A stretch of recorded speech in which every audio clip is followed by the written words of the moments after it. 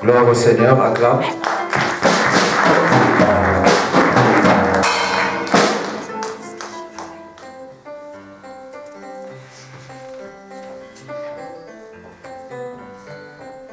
Dans sa maison, tous les saints disent gloire.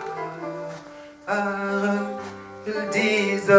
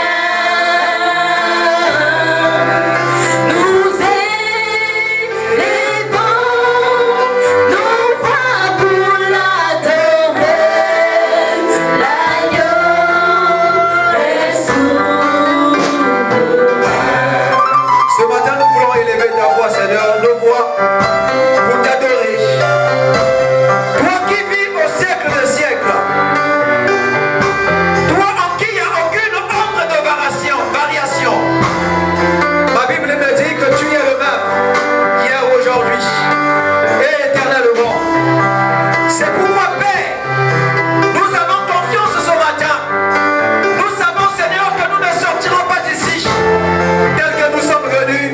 Ma Bible me dit,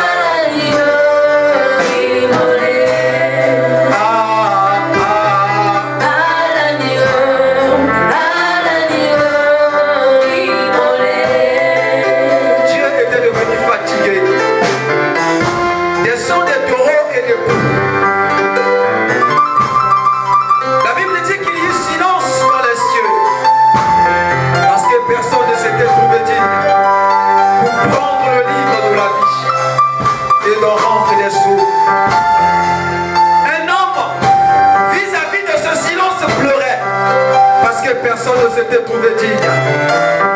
Mais un des vieillards a dit ne pleure pas. Voici le lion de la tribu de Juda. Voici l'agneau de Dieu. Voici le ressuscité.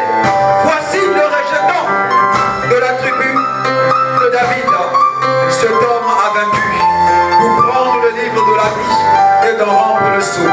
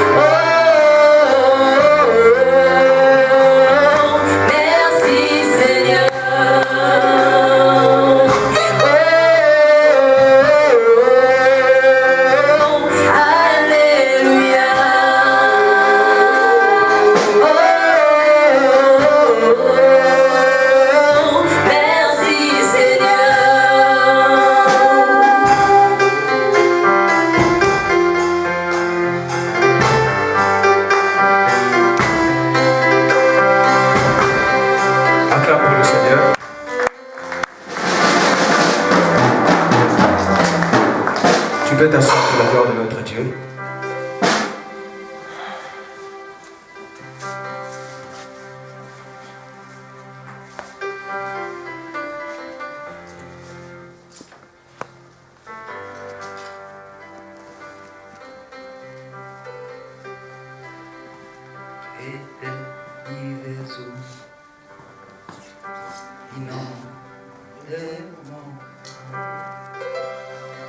Et ton Saint-Esprit vienne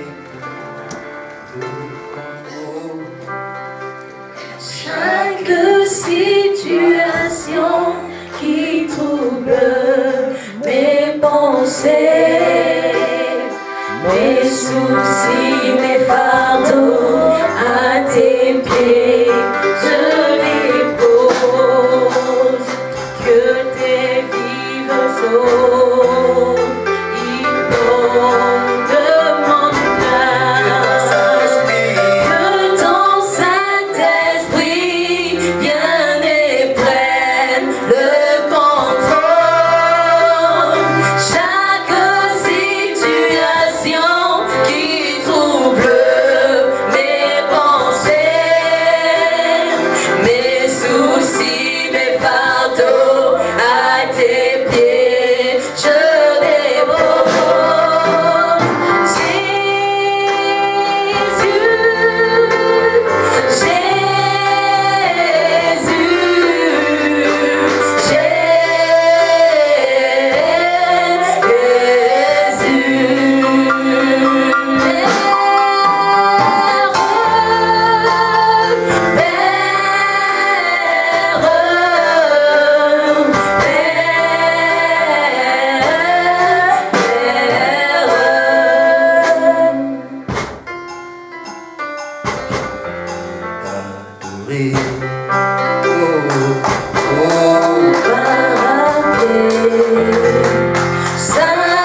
Saint-Esprit viens et conduis ma vie.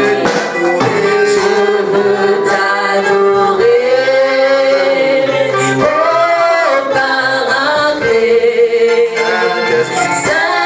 Saint-Esprit viens et conduis ma vie.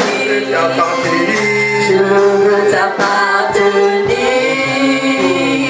oh Paraclet. Saint-Esprit viens et conduis ma vie. Saint-Esprit, je t'adore, je t'adore. Je te donne ma vie. Je t'aime tant. Saint-Esprit, je t'adore. Je te donne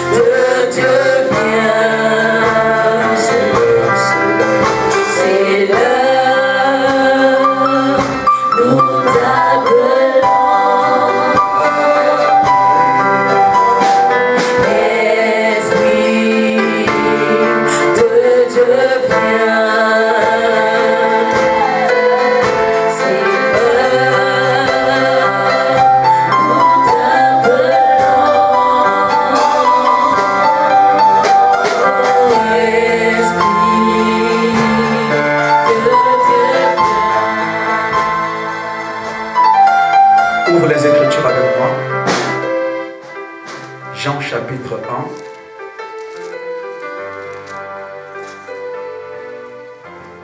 Nous allons faire une exception ce matin.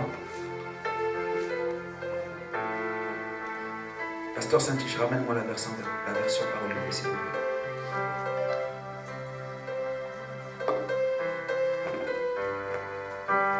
Merci.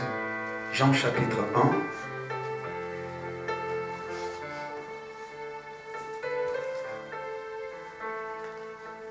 Le verset 1 jusqu'à 16. Je vais lire avec la version Parole de vie. Le pasteur Saint-Tiche lira avec la version du second.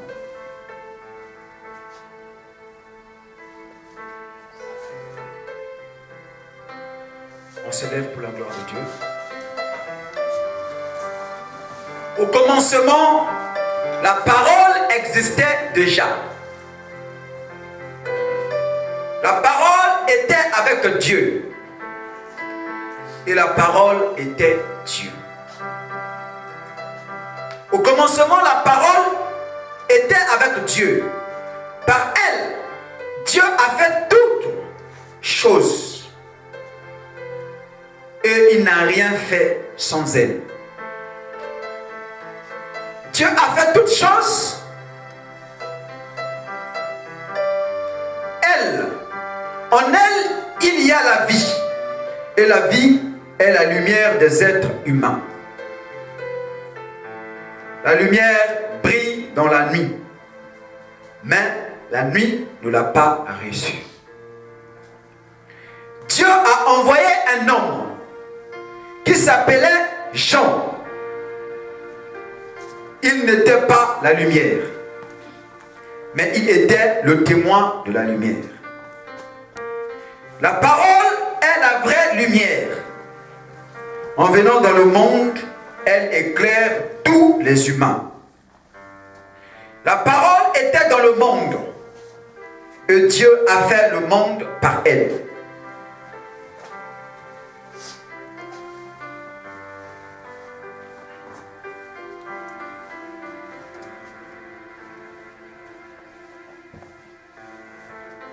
Mais le monde ne l'a pas reconnu. La parole est venue dans son peuple. Mais les gens de son peuple ne l'ont pas reçue. Pourtant, certains l'ont reçue et ils ont cru en elle. À cela, la parole a donné le pouvoir de devenir enfant de Dieu. Et ils sont devenus enfants de Dieu en naissant non par la volonté d'un homme et d'une femme, mais de Dieu. La parole est devenue un homme et il a habité parmi nous. Nous avons vu sa gloire. Cette gloire, il a reçue du Père. C'est la gloire du Fils, plein d'amour et de vérité. Jean est son témoin. Il affirme d'une voix forte. C'est de lui que j'ai parlé quand j'ai dit: l'homme qui vient après moi est plus important que moi, parce qu'il existait déjà avant moi. Oui, nous avons tous reçu une part de sa richesse. Nous avons tous été remplis de son amour. Et de plus en plus. Amen. Que Dieu bénisse sa parole. Acclamons fort pour la parole du Seigneur.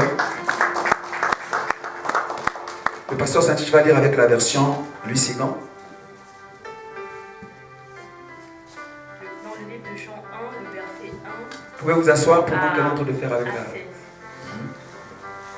Au commencement était la parole.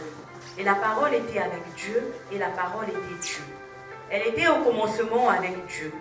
Toutes choses ont été faites par elle, et rien de ce qui a été fait n'a été fait sans elle. En elle était la vie, et la vie était la lumière des hommes. La lumière, lui, dans les ténèbres, et les ténèbres ne l'ont point reçue. Il y eut un homme envoyé de Dieu, son nom était Jean. Il vint pour servir de témoin, pour rendre témoignage à la lumière, afin que tous crussent par lui. Il n'était pas la lumière, mais il parut pour rendre témoignage à la lumière. Cette lumière était la véritable lumière, qui, en venant dans le monde, éclaire tout homme. Elle était dans le monde, et le monde a été fait par elle, et le monde ne l'a point connue. Elle est venue chez les siens, et les siens ne l'ont point reçue. Mais à tous ceux qui l'ont reçue, à ceux qui croient en son nom, elle a donné le pouvoir de devenir enfants de Dieu, lesquels sont nés non du sang, ni de la volonté de la chair, ni de la volonté de l'homme, mais de Dieu. Et la parole a été faite chair, car elle a habité parmi nous, pleine de grâce et de vérité. Et nous avons contemplé sa gloire, une gloire comme la gloire du Fils unique venu du Père. Jean lui a rendu témoignage et s'est écrié: c'est celui dont j'ai dit, celui qui vient après moi m'a précédé, car il était avant moi. Et nous avons tous reçu de sa plénitude, et grâce pour grâce. Amen. Amen. Amen. On peut s'asseoir, on acclame pour le Seigneur.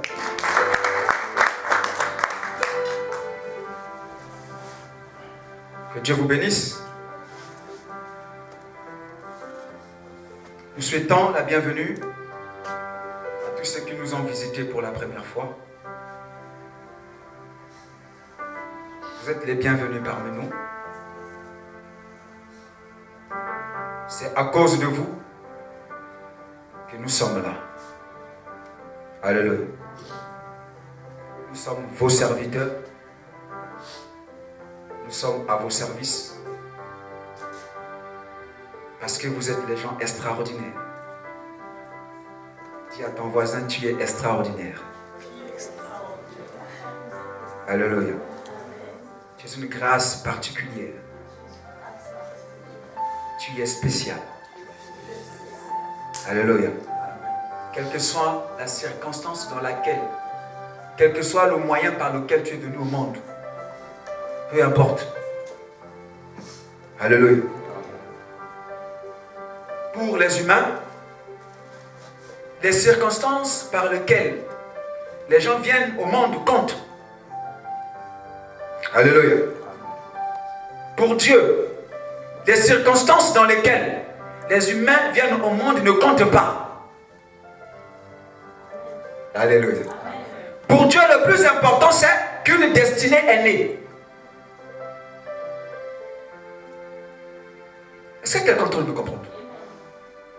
Que tu sois le fruit d'un viol. Je n'encourage pas le viol. Attention. Il faut que les gens comprennent. Parce qu'on m'interprète souvent mal. Alléluia. Je n'ai pas dit aux frères d'aller violer. Hein? Alléluia. Je n'encourage pas le viol. Est-ce qu'on est d'accord? Mais je dis seulement, quelles que soient les circonstances dans lesquelles tu es venu au monde, peu importe. Cela n'importe rien pour Dieu. Pour Dieu, c'est qu'une destinée, alléluia, est venue au monde. C'est fou. C'est la vérité. Alléluia. Même si tu sois le fruit de je ne sais comment, tu es spécial. Tu es particulier. Alléluia. C'est Dieu qui a voulu que tu viennes comme ça au monde. Qui donne les enfants. Alléluia. La parole de Dieu dans la vie de quelqu'un s'accomplit de deux façons. Il y a la façon qu'on appelle illogique. Pour le monde, bien sûr. Que moi j'appelle une façon souveraine. Alléluia.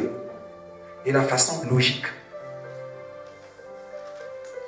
Donc j'aimerais que quelqu'un sache que tu n'es pas le fruit du hasard. Ce n'est pas par hasard que tu es venu au monde. Non. sais déjà qu'à telle époque, à telle heure, dans telle circonstance, quelqu'un devait venir au monde.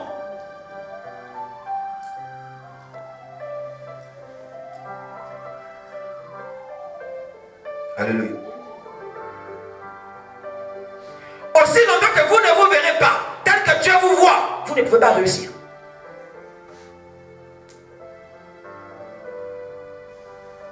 Vous n'êtes pas ce que les gens disent. Vous êtes ce que Dieu a dit. Vous êtes ce que dit la parole de Dieu. Frère, vous devez comprendre ça pour réussir avec Dieu. Dieu ne vous voit pas de la manière que vous vous voyez. Non.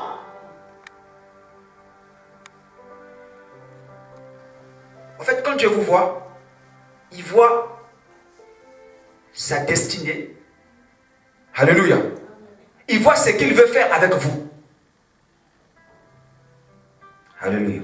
Non, Dieu est extraordinaire. Rien ne peut vous arriver. Que Dieu soit surpris, rien ne surprend Dieu. Il connaît le futur. Vous êtes surpris, mais Dieu n'est pas surpris. Dieu savait qu'aujourd'hui tu allais être ici, venir ici. Il n'est pas surpris. Voyez-vous tel que Dieu vous? Ne vous voyez pas tel que les gens vous voient.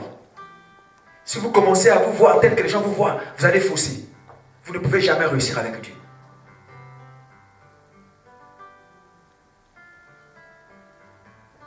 Tu es spécial. Comme toi, il n'en aura jamais. Alléluia. Tu es particulier pour Dieu.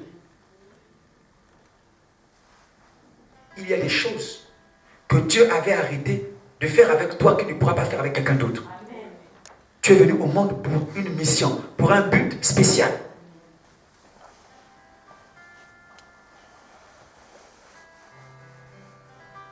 Ce matin, nous ferons une exception de nos enseignements. J'ai préparé autre chose, mais sur le terrain, le Saint-Esprit me donne autre chose. Je crois que Dieu veut parler à quelqu'un de spécial ce matin. Notre thème est intitulé « La parole éternelle est devenue un homme ».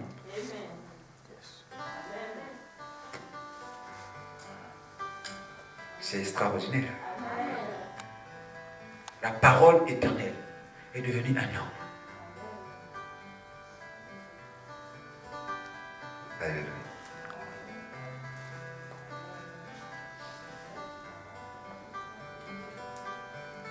Alléluia. Il m'a dit, c'est pourquoi je n'avais pas besoin que les hommes s'unissent. Alléluia. J'avais seulement besoin d'envoyer la parole. Alléluia. Pour que cette parole devienne un homme, c'est tout.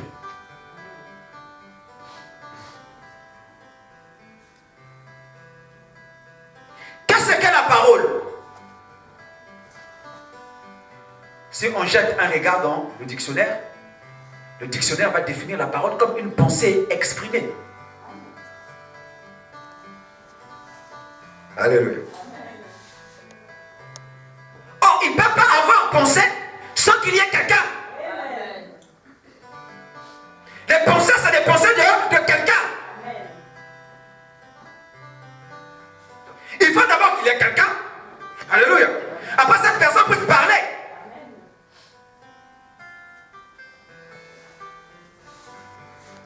Alléluia. Même quand vous recevez les pensées de l'esprit, alléluia, mais c'est que c'est une personne. Le Saint-Esprit, c'est quelqu'un. Lisez la Bible. La Bible dit, ne frustrez pas l'esprit. Qui peut être frustré? Ce n'est pas une personne.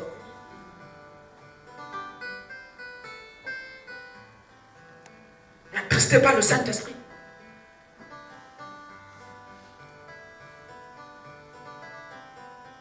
La parole éternelle. Ce qui est éternel, mais c'est ce qui est toujours. Ce qui n'a ni commencement et ni fin. Alléluia. C'est ce qui tire son existence.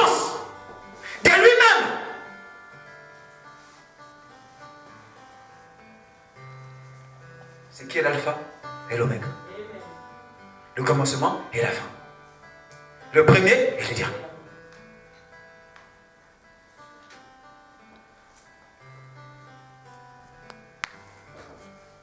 Alléluia. Vous devez comprendre les choses de Dieu pour que nous puissions avancer. Si nous n'avons pas la révélation de la personne de Dieu, on ne pourra jamais avancer.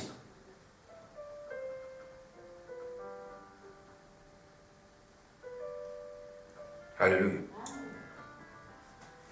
Pour comprendre ce que nous voulons annoncer, nous allons repartir dans Genèse pour que nous comprenions quelque chose.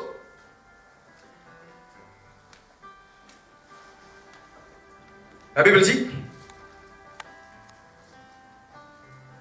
j'aimerais que les gens sachent que le livre de Genèse, c'est Moïse qui l'a écrit. Alléluia. La Bible ne se contredit pas. Alléluia. Mais la Bible se complète. Alléluia. C'est pourquoi on ne peut pas se limiter seulement par un verset de la Bible. Non. Elle peut parler quelque chose ici, mais elle va s'expliquer devant. Dans Genèse, chapitre 1, le verset 1 jusqu'à 3, Moïse parle. Il dit, au commencement, Dieu créa les cieux et la terre. Alléluia. Qui a créé?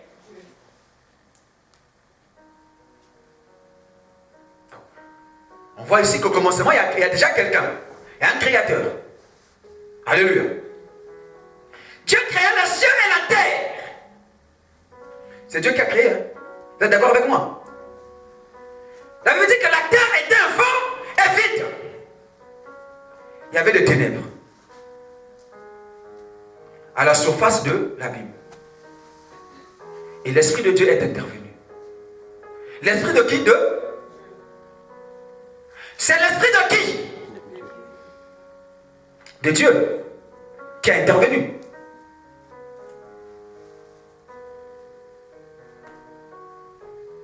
J'ai toujours dit quelque chose. Vaut mieux la fin d'une chose que son commencement. Vous aurez tort de juger quelqu'un au début. Alléluia. Dieu a créé. Mais quand Dieu a créé, la Bible dit quoi? La terre était informe et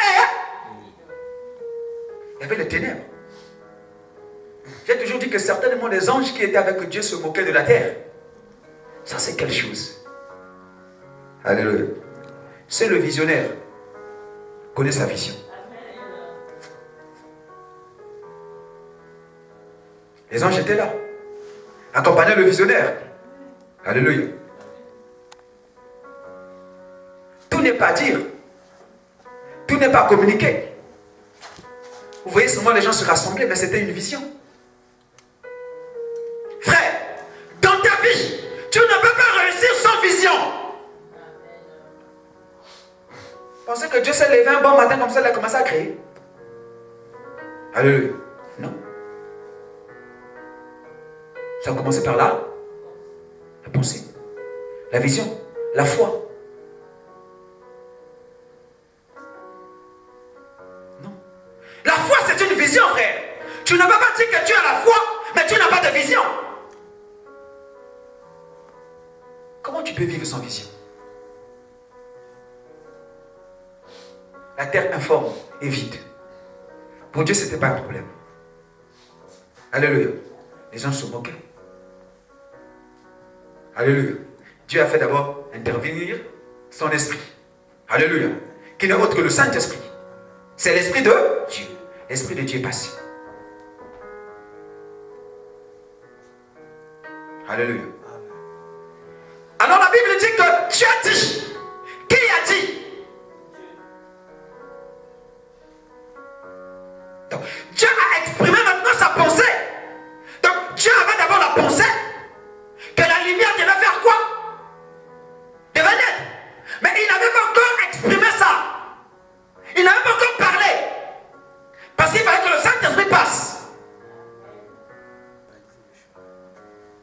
Alléluia. Amen. Il y a des choses dans sa vie, ta vie, qui arriveront seulement après le passage du Saint-Esprit. Alléluia.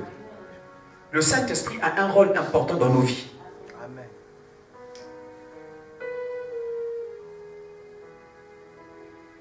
C'est lui qui facilite l'œuvre de Dieu. Amen. C'est pourquoi Jésus, il savait que les pierres devaient continuer avec le travail. Mais qu'est-ce qu'il a dit à Pierre? Vous devez rester ici jusqu'à ce que le Saint-Esprit fasse quoi? Vienne sur vous. Parce que c'est le Saint-Esprit qui donne la capacité Amen. de faire le travail. C'est le Saint-Esprit qui donne la capacité de mener une vie chrétienne normale. C'est pourquoi vous ne pouvez pas dire à quelqu'un qui n'a pas le Saint-Esprit d'abandonner le péché. Avec quelle force? Alléluia. C'est ça l'incapacité de la loi. La loi n'a pas résolu le problème. Demandez aux gens de faire ce qui était impossible. Tu ne voleras pas, tu ne tueras pas, tu ne commettras pas d'adultère. Mais ils n'ont pas le Saint-Esprit. Ils vont faire ça comment? N'est-il pas écrit que ce n'est pas par ma force, ni par ma puissance, mais c'est par l'Esprit de Dieu? Amen. C'est pourquoi vous ne pouvez pas aller évangéliser aux gens, de leur dire d'abandonner le péché. Ils doivent d'abord recevoir Christ. Quand Christ vient habiter en eux par le Saint-Esprit, le travail deviendra facile. Quand Christ faisait l'évangélisation, je n'ai jamais vu Christ dire aux gens d'abandonner le péché. Moi, je ne l'ai pas vu. Même quand il a rencontré Zachée, le publicain. Alléluia. Dans Luc chapitre 19, on parle bien 18, le publicain. On dit qu'il y a un publicain qui s'appelait Zachée, un homme riche. Alléluia. Qui désirait voir Jésus. Mais il ne pouvait pas parvenir à cause de sa taille. Parce que Zachée était de petite taille. Un obstacle, sa taille. Ses œuvres. La taille de Zachée représente ses œuvres. Avec tes œuvres, tu ne peux pas voir Christ. Il faut que lui-même te fasse grâce. Tu as quelle œuvre pour le voir? Toi, tu as quelle œuvre pour voir Dieu? Amen. Quelles sont tes œuvres devant Dieu? C'est insignifiant, frère. On voit Dieu par sa grâce. C'est lui-même qui t'appelle. Alléluia. Zachée ne pouvait pas voir à cause de sa taille. Il a fait recours à un sycomore. Alléluia. Il a cherché la révélation. Cherchez la révélation de Dieu dans ta vie. Pour que tu voies Dieu. S'il n'y a pas de révélation, tu ne pourras pas. Tu prends tes œuvres. Non. Zachée a abandonné ses œuvres. Il allait chercher un recours. La révélation. Le sycomore. La foi. La Bible dit Jésus est aussi passé là. Quand tu le vois, il dit seulement, hâte-toi de descendre. Il faut aujourd'hui que je demeure dans ta. Or, une maison spirituellement représente quelqu'un. La Bible dit qu'il est reçu Jésus, Zachée, avec joie. Publicain. Or, en Israël, un publicain, il était comparable, c'était les collecteurs des impôts, comparable à des prostituées. Donc, c'est des gens que la population négligeait. Ces gens-là n'avaient pas de valeur. Or, Dieu ne fait exception de personne. Jésus savait sa mission, que c'était pour de telles personnes comme les Zachée qu'il était venu. Toi, tu as vu dans les disciples de Jésus-Christ là-bas, tu as vu quelqu'un de juste. Tu as vu un pharisien là-bas. Pourquoi? Mais parce que déjà, c'est des gens qui se disaient autosuffisants. C'est pourquoi Christ aussi ne les a pas appelés. Toi, tu te suffis déjà. Tu te suffis. Christ va t'appeler pourquoi? Alléluia. Christ vient chez les gens qui ne se suffisent pas, qui reconnaissent leur faiblesse, qui reconnaissent qu'ils ont besoin de lui, comme Zachée. Il a dit, il faut que je demeure dans ta maison. La Bible dit que quand il est rentré, Zachée le reçut avec joie. Alors Zachée lui-même, il allait prendre l'argent qu'il escroquait pour les gens là. Il dit, Seigneur, voici. D'abord, je commence à partager mon argent aux pauvres. Si j'avais fait tort à quelqu'un, je vais rendre. Voilà quand la révélation, la repentance vient de la vie de quelqu'un. Alléluia. Avant que s'achève de prendre la résolution, de commencer à rendre les choses, il fallait d'abord que Christ rentre dans sa maison. Une maison spirituellement représente quelqu'un. J'ai toujours dit que c'est quand Christ rentrera dans quelqu'un que la personne lui-même va commencer à s'abandonner, à se libérer de certaines choses. On n'a pas besoin de lui dire. Est-ce qu'avant que Christ ne rentre dans la maison de Zachée pouvait donner les choses aux pauvres? Pouvait réparer ses fautes?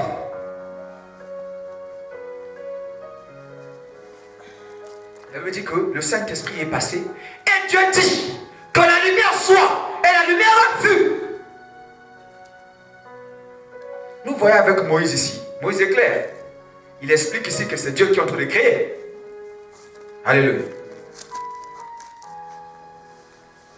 Ça c'est avec Moïse.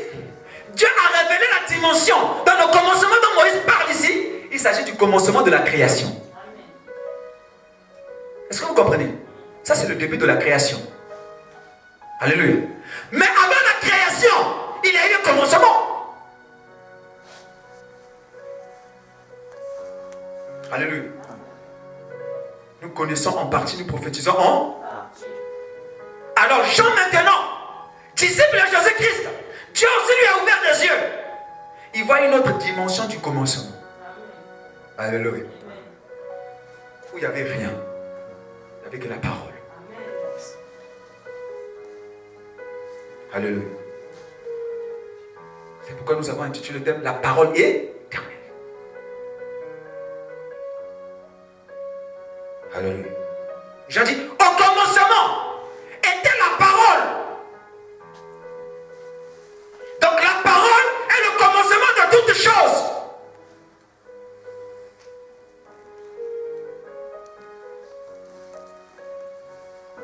Est-ce que quelqu'un peut le comprendre? Si quelqu'un te pose la question, connais-tu le commencement du monde? Réponds-lui oui. C'était quoi? Mais c'était la parole. Dieu est merveilleux. Alléluia. Il a voulu que la parole soit au commencement. Il a refusé autre chose. C'est pourquoi dans la Bible, un homme appelé David disait: l'Éternel m'a créé la première de toutes ses œuvres. Avant ses œuvres les plus anciennes. J'étais là. Lorsqu'il mettait les limites. Alléluia. Lorsqu'il donnait les limites à la mer, j'étais là. Donc, il y a une personne qui était là, qui assistait à la création avec Dieu. Et Paul va révéler dans Colossiens, en lui ont été créées toutes choses. Les divinités, les autorités, toutes choses. C'est de cette personne-là la parole éternelle que nous voulons parler ce matin. Il faut que nous révélons au monde. Jésus n'est pas ce que le monde pense. Non. Il est ce qu'il est. Lui-même, il a dit, toutes choses, tout pouvoir m'a été donné. Par Dieu, par le Père. Et personne ne connaît le Père si ce n'est le Fils. Comment vous comprenez ça, ce verset-là? On va chercher ça. Matthieu.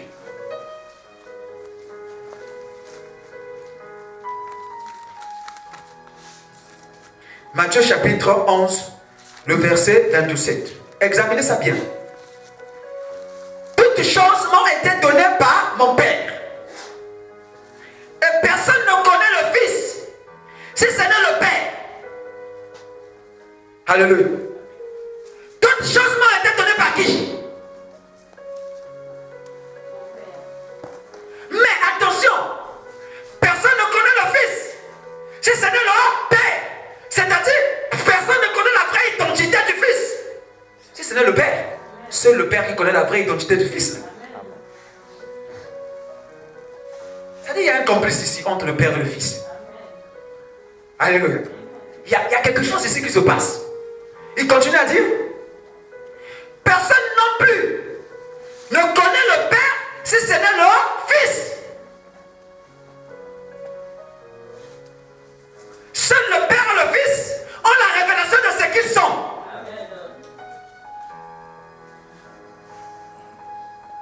Est-ce que vous êtes en train de comprendre?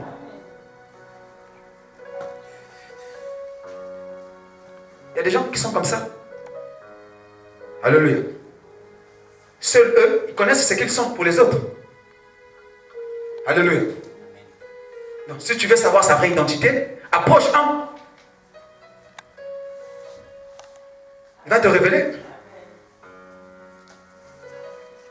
Mais sinon, toi, ta tête va être troublée. Tu ne comprendras pas. Tu diras ce que tu peux, toi tu penses. Et va te dire les faussetés. Alléluia. Personne ne connaît le Père si ce n'est le Fils. Personne aussi ne connaît le Fils si ce n'est le Père. Le verset continue, dit, est celui à qui le Fils veut le révéler.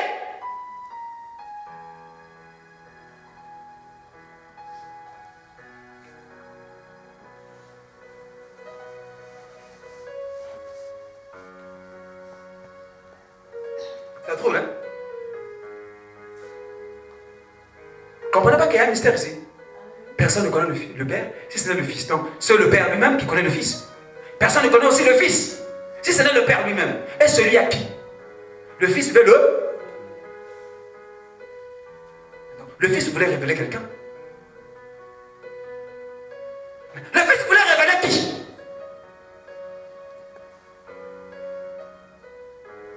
J'en dis au commencement, la parole était la parole.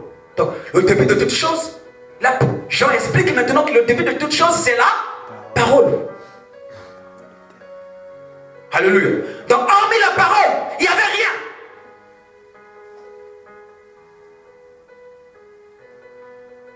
Et la parole était avec qui?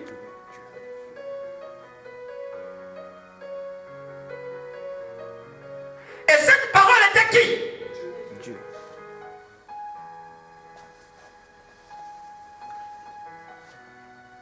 Il n'y a aucune différence entre Dieu et ça. Mais puisque la parole ici n'est que la pensée exprimée.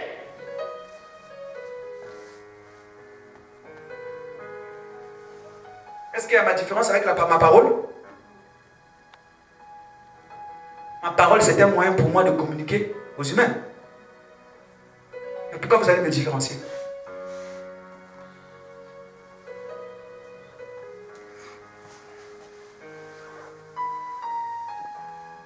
Frère, comprenez même, on ne dit pas qu'au commencement c'était Dieu. Non!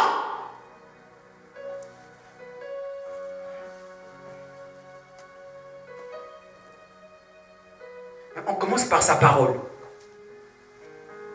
Est-ce que quelqu'un est en train de comprendre?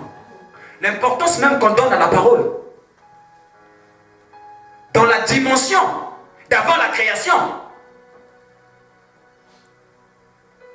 Au commencement, c'était là. La dimension d'avant la création, ce n'était pas Dieu. Ça, c'est troublant. Est-ce que c'est troublant ou bien ça passe?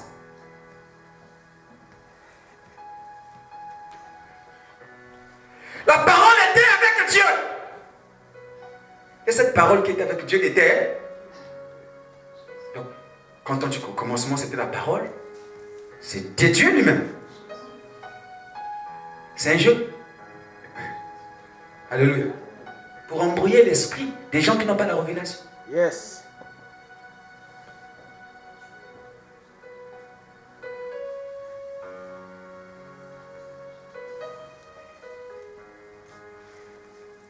Elle était au commencement avec Dieu.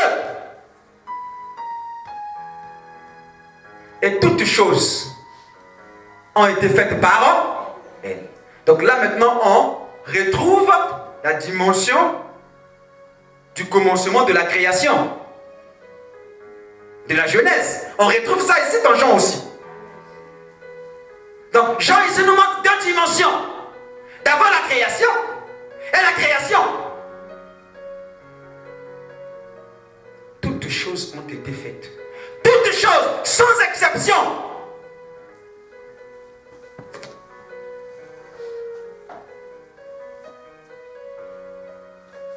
toutes choses ont été faites. Et la Bible dit, rien de ce qui existe n'a été fait sans c'est.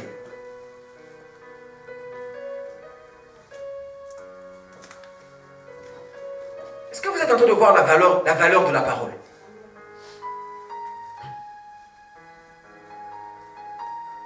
Alléluia.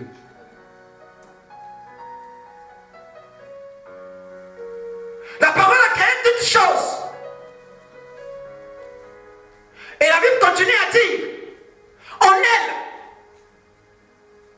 elle était la vie. Alléluia. En elle, donc la parole, c'était là. C'est pourquoi la parole a donné à l'existence ce qui n'existait pas. C'est pourquoi la parole a donné la vie.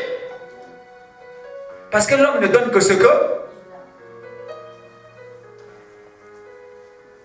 Il fallait que Dieu utilise, il voulait ramener les choses en vie. Mais il a utilisé qui? La parole. Parce que c'est la parole qui a la vie. Blaguez. C'est pourquoi aussi pour redonner la vie à l'homme, Dieu a utilisé qui?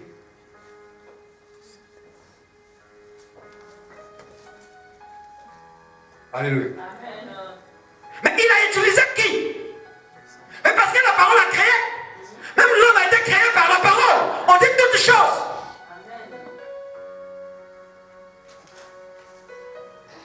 Rien de ce qui existe. L'homme n'existe pas. Est-ce que l'homme n'existe pas? Amen.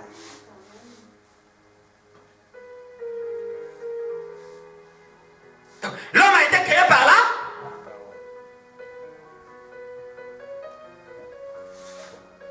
Alléluia. Mais c'est pourquoi il a dit qu'il a été créé à l'image et la ressemblance de... Non, la parole. On va y aller doucement. Pour qu'on comprenne les choses. Hein? Je vais aller doucement pour que les yeux... Rien de ce qui existe a été créé. Et en elle était la vie. Mais puisque Dieu voulait donner la vie. Alléluia. Dieu voulait que les choses qui existent puissent avoir vie. Tout ce que tu vois là, les arbres là ont la vie. Hein? Mais ils ont tiré ça de qui? Qui donne la vie à ces arbres? C'est pourquoi un homme de la Bible, le Seigneur Jésus, il passait un jour la vie à un figuier. Il voulait manger. Alléluia. Mais le figuier n'avait pas donné de fruits. Et pourtant, ce n'était pas la saison. Hein? Alléluia. Il savait que ce n'était pas la saison. Mais il voulait enseigner quelque chose. Il dit, je te retire ma vie. Plus personne ne mangera de terre. Mais c'est retirer la vie. Je te retire ma vie. Si c'est moi qui t'ai donné ma vie, je te la retire. Or, si on retire la vie, c'est la mort. C'est pourquoi le figuier a fait quoi? Mais comment le figuier a écouté? Il y a un rapport entre le figuier et le Seigneur Jésus. Le rapport est là, frère. Le rapport entre le Créateur et la création. Et la créature. Dieu n'est pas bête, hein, frère. Donc, Dieu a créé des choses pour laisser ces choses à la traîne. Pour que quelqu'un d'autre en bénéficie. Mais tu ne vois pas que quand l'homme n'a pas Dieu, il y a un vide. Il peut avoir tout, mais il sent que quelque chose en manque. Mais Dieu est intelligent. Il veut pas que l'homme s'en passe de lui. Alléluia. C'est pourquoi il a mis quelque chose à le rapport. C'est comme un fils. Quand quelqu'un naît de toi, quand tu vois, il y a un lien de sang, frère.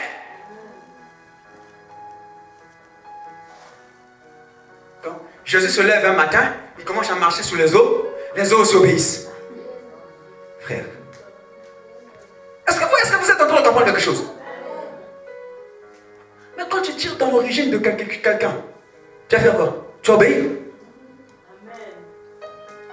Mais les hommes étaient obligés d'obéir. Mais sinon il va retirer sa vie.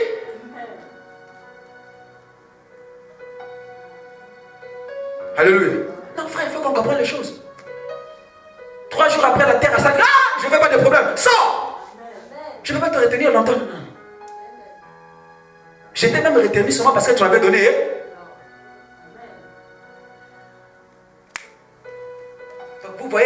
En la parole, il y a tout. Tout ce que toi tu cherches. Tire leur vie, tire leur origine en la